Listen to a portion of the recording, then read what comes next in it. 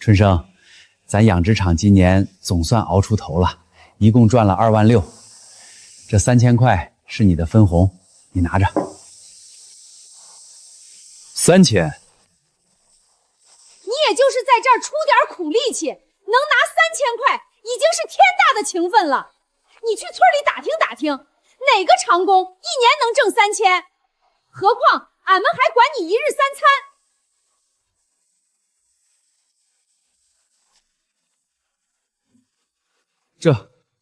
这5000块也是给你的，你当初投的本金，我原封不动还你。还给我？什么意思？就是字面意思。以后我和方自己干就行，你把钱拿走，往后养殖场的事儿你就别插手了。你们的意思是，养殖场刚熬过苦日子开始赚钱，你们就想把我踢出去？钱都还你了，1分没少你的，怎么叫踢你出去？春生，做人得知恩图报，要不是俺们给你这个平台，你现在还在村里刨土种地呢，你能见着这么大的世面？行啊，王志强，合着刚见回头钱，你们就急着卸磨杀驴，让我走可以，分红至少给我1半。好，想分1半是吧？今天就把厂子里的人都叫过来，咱们当众掰扯清楚。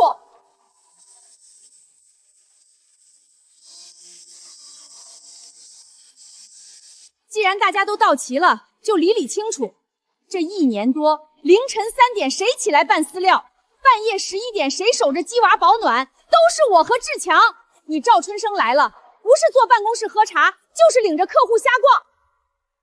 春生，不是我不认情分，可养殖场是我拿命扛下来的，你凭什么一张口就分走1半？你在说啥嘛？我什么活没沾过？你问问你自己。你沾啥了？你不就出了一笔钱，跑了几回腿吗？现在周边谁不认志强这位王老板？大家说是不是？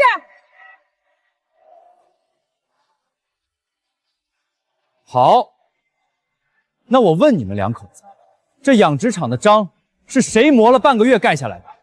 第1批建材，第1车优质饲料，第1批优良鸡苗是谁跑断了腿拉回来的？老周是谁请回来的？第1回那些最挑剔的客户是谁陪他们看遍棚舍，承诺质保，才把人留下的？那又怎么样？你跑几趟腿就想一辈坐着分钱？天底下哪有这么便宜的事儿？说到底，你不就是舍不得这点分红吗？行，1年到头你该得多少，我回头再细算。现在你先把钱拿走，咱们两清。两清？志强，你可真会做梦！你当初求我的时候可不是这副嘴脸。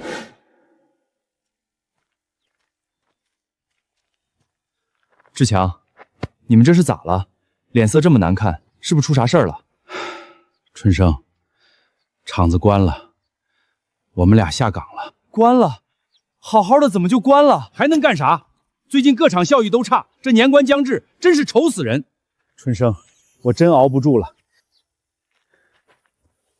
志强，我有个想法，咱们俩承包西边的厂房，弄个养殖场。承包？春生，你疯了？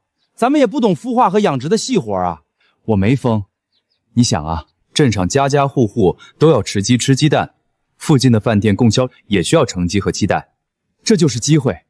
我跟着老周学过几天孵化技术，你力气大，能帮忙喂鸡、清理鸡舍，咱们再请老周来帮忙，肯定能做好。你信我一次，咱们好好干，肯定能赚钱，比在厂里当工人强多了。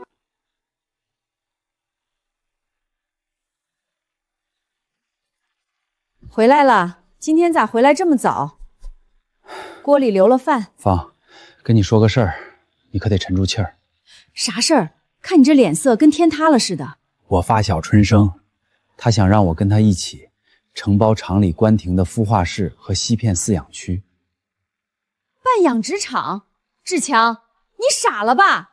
咱们家那点积蓄经得起你折腾吗？我也知道有风险，可春生说镇上家家户户都需要鸡和鸡蛋，这是个机会，能赚钱。而且他说他是大学生，有文化，跟着老周学过孵化技术，还能请来帮忙。哼，机会，我看是陷阱还差不多。孵化鸡苗多不容易呀！万一孵不出来，或者孵出来活不了，咱们娘俩喝西北风去。再说老周都下岗了，他能帮上啥忙？可春生说他来出资，咱们负责干活。他出5000块，负责打通关系，搞定种蛋和饲料供应。我和你负责鸡舍清理、雏鸡喂养，老周负责技术指导，利润咱们55分成。5000块，我的娘嘞，这可是巨款啊！他真能拿出来？他这些年在厂里人脉广，也攒了点钱，应该不会骗我。他还说，种胆和饲料先赊购，等咱们卖了成鸡和鸡蛋再还。55分成，也就是说，咱们不用出1分钱，只要干活就能分1半利润。而且种蛋和饲料还不用先掏钱。春生是这么说的，他还说，只要咱们好好干，用心照看鸡苗，成活率上去了，肯定能赚钱。到时候咱们就能盖新房，给孩子攒学费了。那也不是不能考虑，5000块他都敢投，咱们怕啥？反正咱们也没什么可失去的，要是真能赚钱，咱们就能过上好日子了。你同意了？太好了。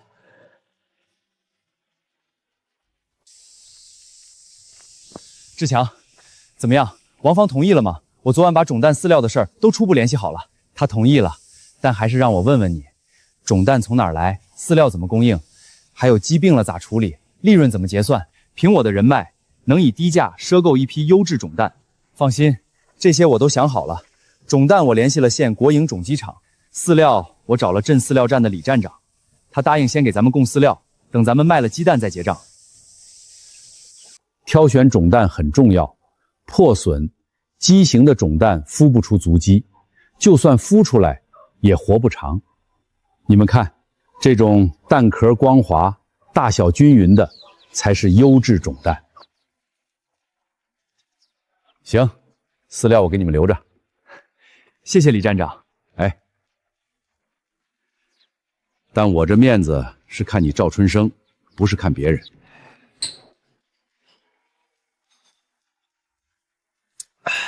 杨主任，以后供销厂的货你绝对放心，绝对。志强，你能站到今天，不是因为你多会养殖，是因为我把你从烂泥里拽出来，一节一节把梯子搭到了你脚底上。梯子再高，那也是志强自己爬的，你少拿自己当救世主。过去的事儿翻篇了，以后还是兄弟。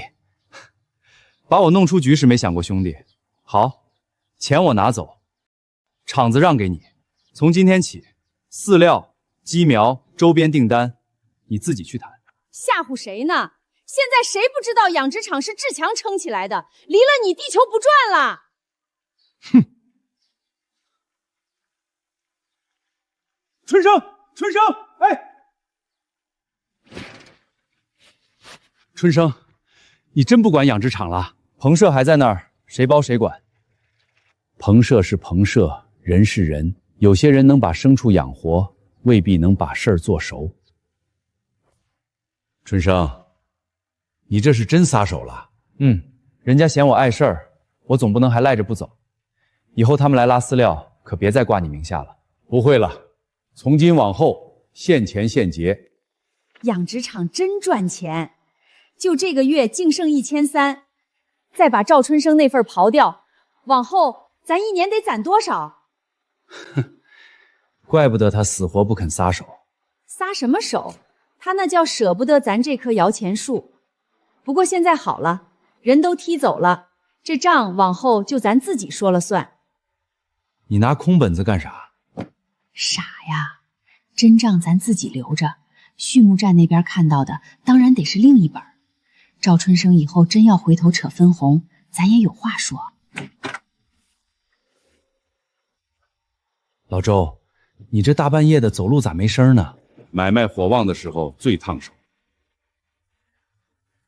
一个老糟头，装什么明白人？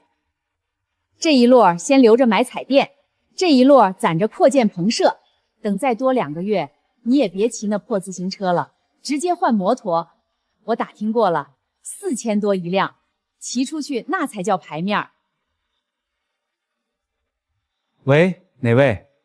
我是李站长。春生刚跟我说了，从明天起，饲料厂不给你那边留优质饲料了。不是李站长，您听我解释。不用解释，我这认的是赵春生，不是你。怎么回事？断粮了，没了厂里的定量优质料，鸡吃啥？你瞧你那点出息，不给留饲料，咱不会自己去买。话不是这么说，养殖场一天要喂几千只鸡，没了厂里的定量优质饲料，光靠市场上零买哪供得上？他们真以为我带给他们的只有那5000块钱，可惜了，最值钱的东西，他们刚刚亲手砸了。李站长，昨天电话里有点误会，我跟春征再怎么说也是发小，养殖场还是原来那个养殖场，您该留的饲料还照旧留着。志强，你是不是没听明白？以前我肯给养殖场匀饲料，给的是赵春生的脸，不是你的。我这边现钱也能给，现钱现货。那你去排队买，想像以前一样先赊后补，提前留货，不可能。还有一句话送你，养殖场靠的从来不只是喂料，你要连这个都不懂，往后有你吃苦的时候。以后养殖场我和志强自己管，少了谁，牲畜不都照样养？那就看以后养出来的牲畜是不是还照样好卖。大家都说春生待人挺厚道，前几年谁家养殖出了问题，他能帮的也真帮，就连饲料钱都肯先垫着。厚道，厚道能把对半分红攥那么死？他那是会装。我都问过了，城郊旧货市场有低价劣质饲料，比饲料厂便宜一大截。城郊养殖场还有一批病弱鸡苗，稍微打理一下，谁看得出来？那长势和存活率能一样吗？又不是人人都是兽医，眼哪有那么尖？同样一批鸡苗，成本压下去30%，钱可都是真金白银。赵春生那套太笨，钱都让别人挣走了。往后这养殖场得按咱2口子的法子干。你想想，儿子明年上学的钱还没凑够，光靠省能省出4000块。兄弟放心，这料便宜但能长肉，这崽子养几天就好。就他了，便宜这么多，不买是傻子。这能行吗？谁看得出来好坏？成本压下去30%，省下来的可都是真金白银。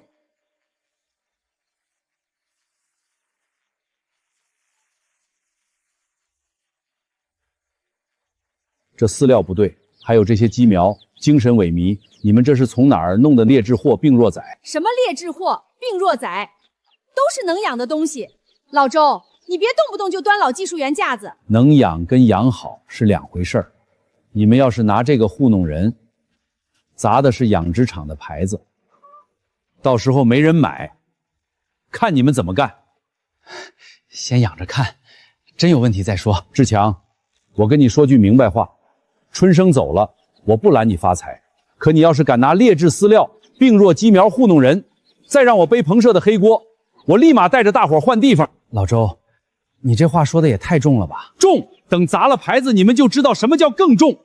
劣质饲料喂出来的牲畜长势差，病弱鸡苗存活率低，到时候客户找上门，看你们怎么收场。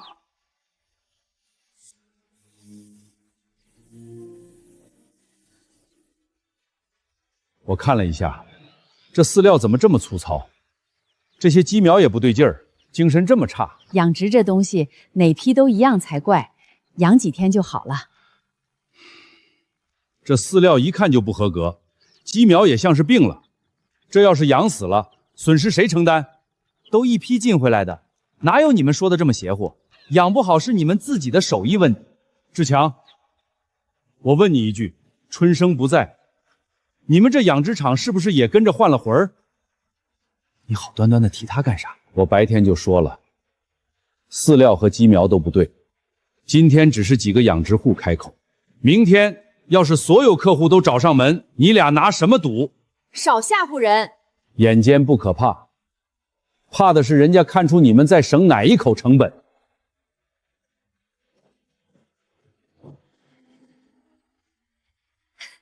志强，你看见没？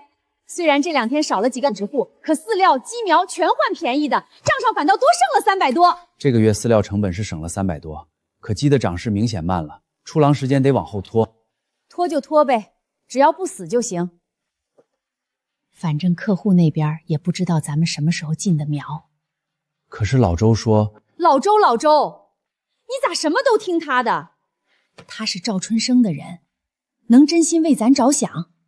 现在养殖场是咱俩的，该怎么干得咱自己说了算。我早就说过，赵春生那套太死板。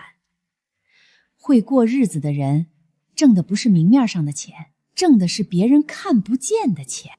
照这么干下去，用不了半年，我就能把之前欠的窟窿补平。等再赚2个月，咱们先把儿子下学期的学费留出来，剩下的全投进去扩建棚质。志强混大发了。嗨，小买卖，志强不愧是咱们这第1个万元户了，真有排面。那是，志强有本事，离了谁照样挣大钱。过2天我们还要扩建新棚部。车不错，人嘛，厂子既然是我自己撑起来的，总得换个像样的家伙事儿。摩托买得起，可牌子坏了，拿什么补？你自己好好想想。3间新棚舍，1间售药室，再来个围墙，建材、设备和售药全下来，少说1500往上。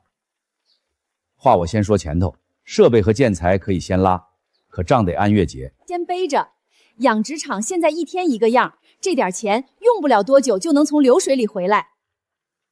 行，老刘，你先送设备建材，钱我会按时打给你。设备、建材、彩电这么往上垫，真压得住。怕什么？养殖场现在1天1个样，过完这个冬天，账自然就平了。怕什么？养殖场现在1天1个样，过完这个冬天，账自然就平了。志强，你想想，咱们儿子明年上小学，光学费、书本费就得50多。不趁现在多赚点儿，到时候拿什么供他？我就说这饲料和鸡苗不对吧？这才几天，长势越来越差，还有几只病了。不是眼尖，是东西真变了。以前春生在，最起码饲料是优质的，鸡也是健壮的。现在志强2口子竟会打算盘珠子。再养2天，要还是这个样子，我们就换别的养殖场，不再来这儿订货了。王老板，我知道你刚接手，承包费、装修棚秀都花了不少钱，急着回笼资金。你这养殖场客源基础好，棚舍也足，要是都用我的饲料，我每袋给你返2毛，月底销量达标，再给你额外加提成，不出半年，你就能收回前期投入。你可别太老实，放着钱不赚。你是养殖场老板，规矩由你定。凡是在你这儿买鸡苗的，你就让他们买你这儿的饲料。你既能赚差价，又能拿返点，一举两得。等你赚够了钱，再慢慢调整也不迟。到时候谁还会记得这点小事儿？行，就按你说的来，但你得保证饲料质量不能出大问题。放心，绝对没问题。严老板，实在对不住，这是养殖场新定的规矩，你要在我这儿订鸡苗，就得用我们柜台上的饲料，都是合格产品，不耽误你养鸡。合格产品？我昨天就听说你这儿的饲料换了牌子，比以前便宜不少。你们的料要是出了问题，谁负责？不行，规矩不能破，要么用我们的饲料，要么就别在我们这儿买。好，好得很。志强，你这是搬起石头砸自己的脚，走就走，离了你这养殖场有的是地方。王老板，你这地方不太讲究啊。严老板是老主顾了，你这么得罪他传出去，咱们这些老客户心里都不踏实。另外，你上批送来的鸡蛋个头明显比以前小，蛋壳也薄，是不是饲料换了？杨主任，最近确实资金有点紧，临时换了一批料，过阵子就换回来。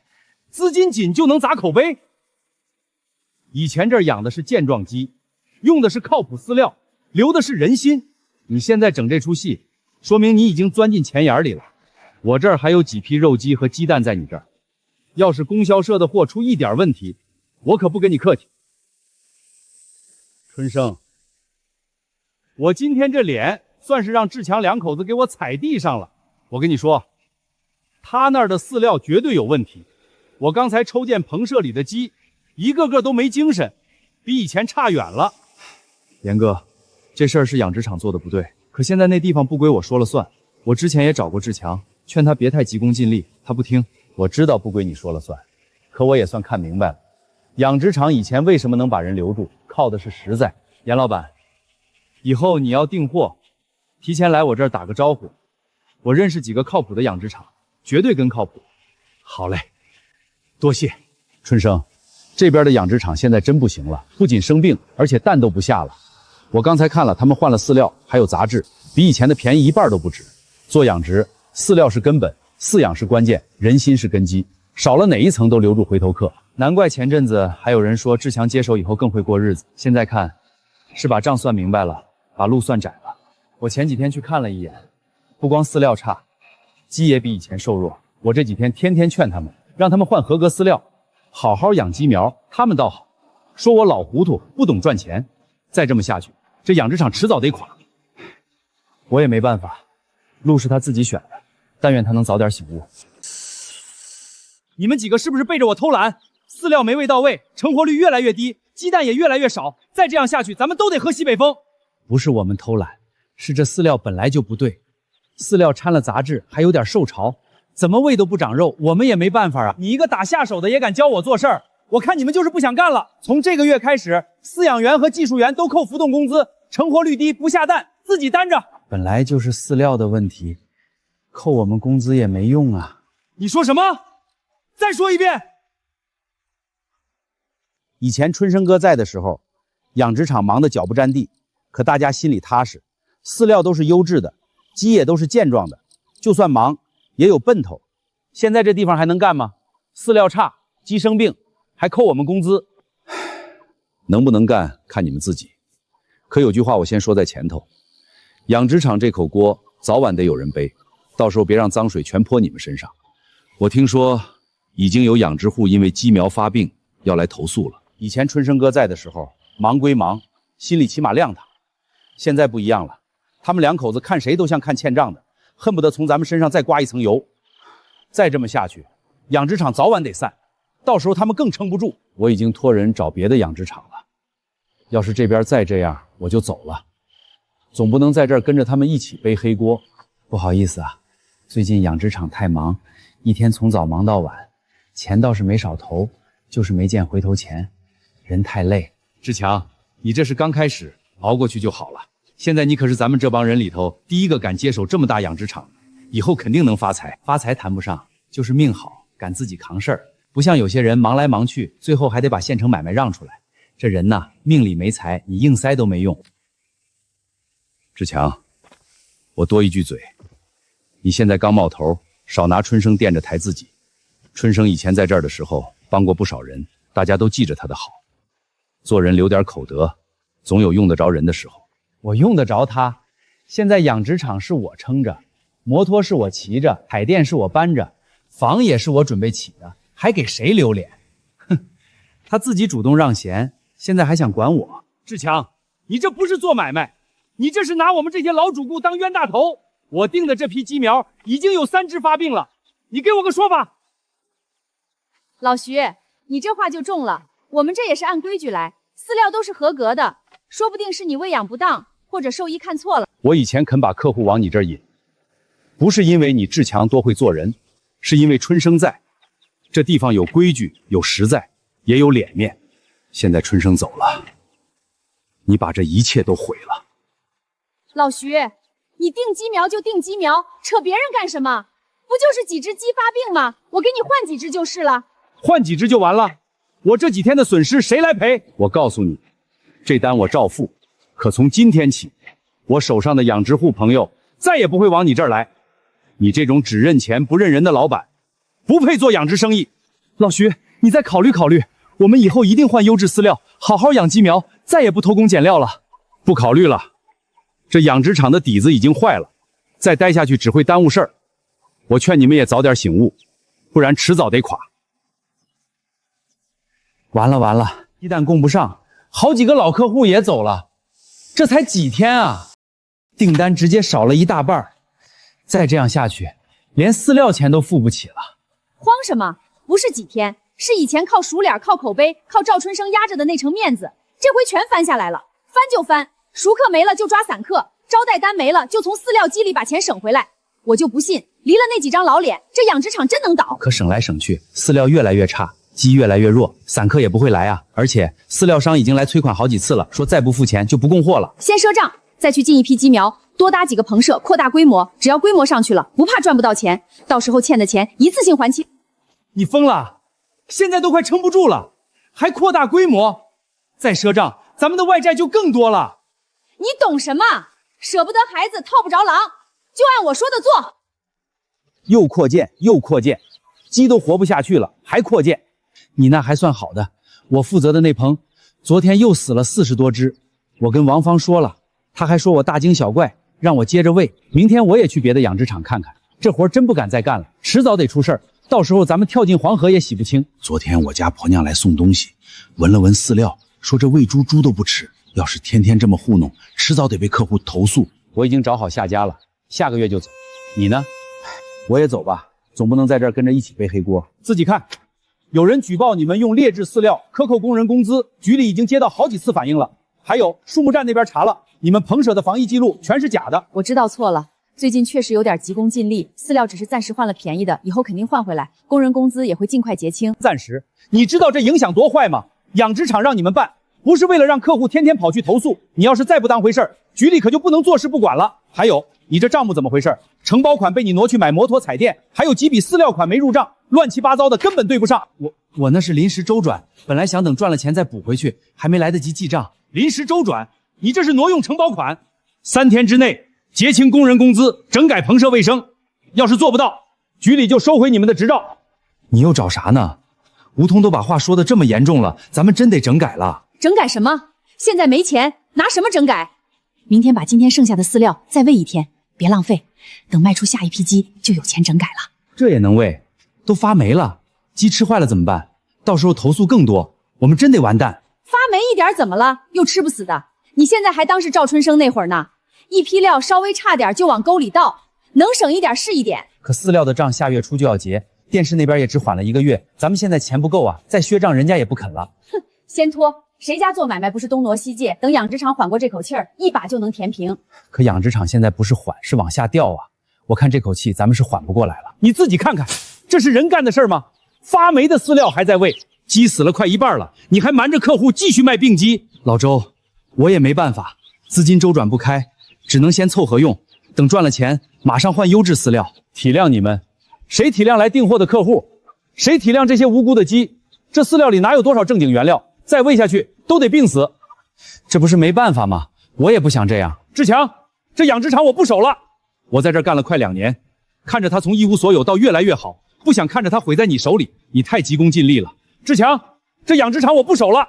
我在这儿干了快2年，看着他从一无所有到越来越好，不想看着他毁在你手里，你太急功近利了，忘了做养殖的初心，也忘了春生当初是怎么帮你的。什么意思？你这时候走，不是把我往死里逼吗？现在养殖场本来就没人，你再走，谁来管厂子？逼你的不是我，是你自己。春生在的时候，图的是把人留下来，把鸡养好。你们现在图的是把每个人口袋里的钱都刮干净，路不一样，这养殖场自然也端不了。你好自为之吧。怎么就成这样了？老周走了，饲养员也说要辞职，供销社不合作了，其他散户也都走了，咱们现在真的走投无路了。80%是赵春生在外头编排咱们，对，肯定是他。那人最会装，表面上不吭声，背地里肯定给咱下绊子。人家要真想弄你，养殖场轮得到你接手？别自欺欺人了，今天卖的钱还不够付前2天欠下的饲料钱。明天我回趟我爸妈家，看看能不能再挪几百块过来，先把工人工资结一部分，稳住他们。你爸妈前头已经借过1回了，再借人家也不会肯了。我昨天给我娘打电话，她还骂我说我当初不该劝你接手养殖场，不该贪便宜。那也得去，不然月底的账一到，饲养人工钱一催，咱们拿啥顶？总不能真的被人堵门吧？对了，咋不是还有一批鸡吗？低价卖给工地食堂，这不就可以缓缓了吗？不然你说咋办？孩子的学费还没交呢。行，能缓一会儿是一会儿。春生，你就一点不生气？志强把你当初帮的事儿全忘了，还到处说你坏话，说你嫉妒他，故意给他使绊子。生气值几个钱？他现在最怕的不是我说什么，是没人去他那儿订货，是欠的外债还不上。我当初帮他是觉得他是个可塑之才，没想到他会急功近利，走到这一步。唉，也是个可怜人，就是太贪心了。要是他能听你的劝，按规矩来，也不至于落到今天这步。路是他自己选的，能不能回头，就看他自己了。王志强，你给我出来！你看看你卖的是什么鸡！崔老板，不可能啊！我卖你的肉鸡都是好好的，怎么会吃坏肚子？是不是你们厨房处理不当？我开膛10几年，什么样的肉没见过？你自己看看这鸡的肉色，医药费、误工费一共800块，今天你必须给我，不然我就报警，再去局里告你，让你这养殖场彻底关门。800块，你们抢钱呢？就几只鸡，怎么可能要这么多？抢钱！我工地因为这批鸡，工人闹着要换食堂，一天损失多少？800块还是少的。要么今天给钱，要么咱们就去派出所掰扯，看谁吃不了兜着走。崔老板，求您通融一下，我们现在实在没钱，养殖场最近周转不开，欠了一堆外债，您再宽限几天。宽限？我给你宽限？谁给我那10几个工人宽限？我不管你欠多少债，今天必须凑齐，下午我再来。要是见不到钱，咱们就公事公办。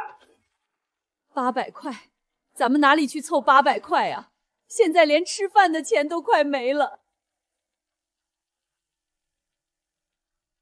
有了，芳，咱们找张老板，鸡吃的是他供应的劣质饲料，这赔偿款该他出。对不起，您所拨打的电话已关机。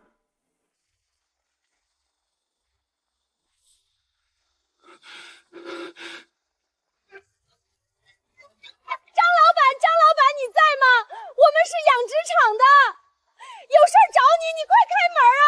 别喊了，他前天就卷铺盖跑路了。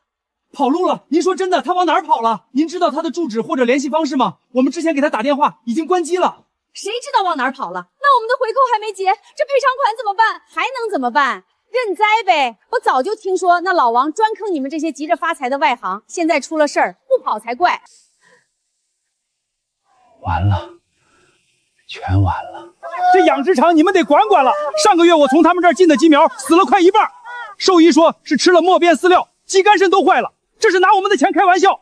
都先别吵，我已经接到局里通知，今天就带人去检查棚舍、饲料和账目。你们也听见了，我给你们最后一次机会，今天之内把仓库、棚舍、饲料都理顺，结清工人工资，给养殖户赔偿。是，我们一定整改，一定给大家赔偿，求您再给我一次机会。那就准备程序吧，查出来一条按一条算，要是整改不到位，后果自负。老杨，之前都是我年轻不懂事儿，急功近利，用了劣质饲料。现在养殖场真周转不开了，您就看在以前的份上，借我点钱，我有了马上还你，绝不拖欠。以前的份上，不就是你把赵春生踢出门天，自己亲手断了吗？我这认赵春生不认你，我可不敢再跟你合作，免得钱没拿到，还惹一身麻烦。我认错，我给您道歉，我以后再也不用劣质饲料了。您再帮我一次，行不行？不行，你自己好自为之吧。老刘，你借我点钱，月底我一准结，我给你写欠条。以前挂的是赵春生的名，他说话算话，从不拖欠。你想挂，先问问你自己值不值这本账，我可不敢冒这个险。哼，周哥，之前那点误会先不提，是我不对，我不该说你，你借我点钱。哼，你以前可不是这么说的。你说赵春生从中间扒皮，还说我们跟他一块拿你当冤大头。人家赵春生带你来认门，是给你活路，门一站稳，先把领路的人骂了，把我们这些老伙计也得罪了。别敲了，家里没钱借给你们了。各位乡亲，你们可得给我们评评理啊！我们养殖场出事儿了，这一切都是赵春生搞的鬼啊！什么？是春生搞的鬼？不可能吧？春生为人厚道，怎么会做这种事儿？怎么不可能？我们把他从养殖场踢出去，他怀恨在心，就串通张老板给我们供劣质饲料，等出了事儿又让张老板跑路，就是想让我们倾家荡产，身败名裂啊！是啊，以前春生在养殖场的时候就处处防着我们，想着独吞利润，现在被踢出去了，就开始报复我们。他表面上老实厚道，背地里一肚子坏水，真是知人知面不知心。这啥呀，娃也真的是灭毁的。赵春生，你还装什么好人？是不是你举报的？还有供销社，是不是你说不让从我们这儿进货的？我就知道你没安好心，嘴上说退，背地里恨不得把我往死里整。你就是嫉妒我，嫉妒我能接手养殖场，嫉妒我能赚钱。你不是说我在搞鬼吗？行，我现在就给他们打电话，你最好站稳了听。这次养殖场出事儿，是不是我举报的？周边好些个村民都闹到局里了，我想拦着都拦不住，跟你没关系。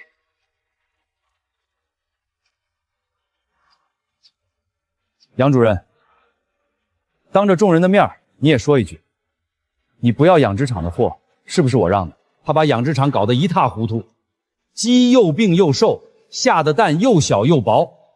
我要是从他这儿进货，传出去，谁还敢来买东西？又怪别人，真是活该。做买卖最讲究信誉，他倒好，偷工减料，克扣工资，得罪客户，这样的人迟早得栽。志强，咱们错了，咱们真的错了。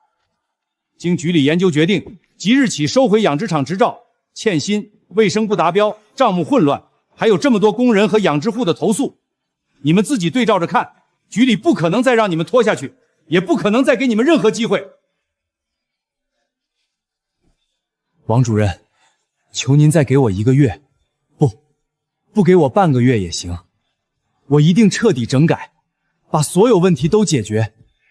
求您别收回。你们一次次敷衍整改，一次次突破底线，把养殖户搞得一塌糊涂，把养殖户的信任当儿戏，把工人的倔悍当草芥。现在说什么都晚了。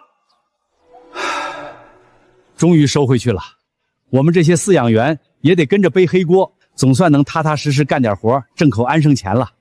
那两口子就是把养殖场这口锅当成铁算盘，满脑子只想着赚钱，偷工减料扣工资，迟早得出事儿。可不是嘛，前阵子还吹牛皮说养殖场离了他们就赚不了，这才几个月就把自己转出局了，真是自食其果。看他那德行，刚才还装镇定，心里指不定慌成什么样了。想当初风光那阵儿，他天天恨不得把老板的牌子背在身上，走到哪儿炫耀到哪儿。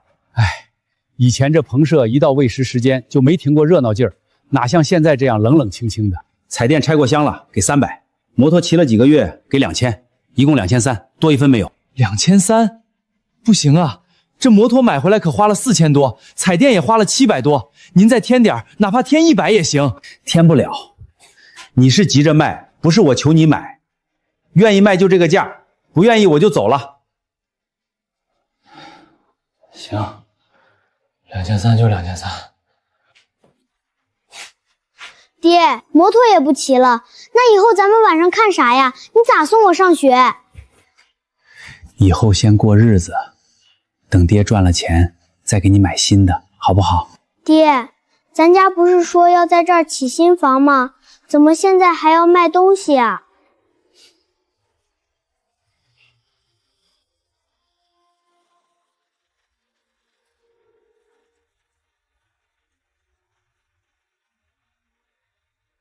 春生，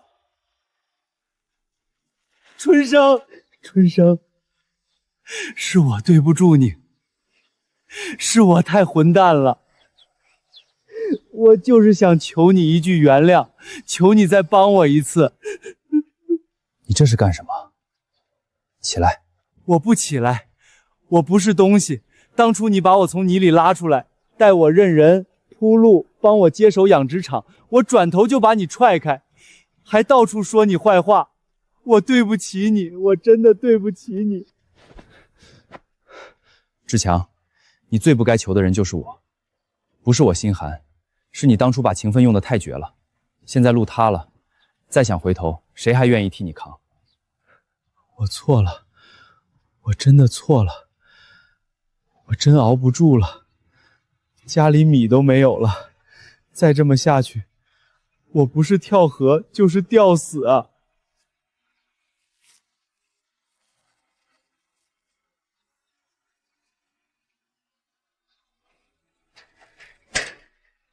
把孩子的学费先交上。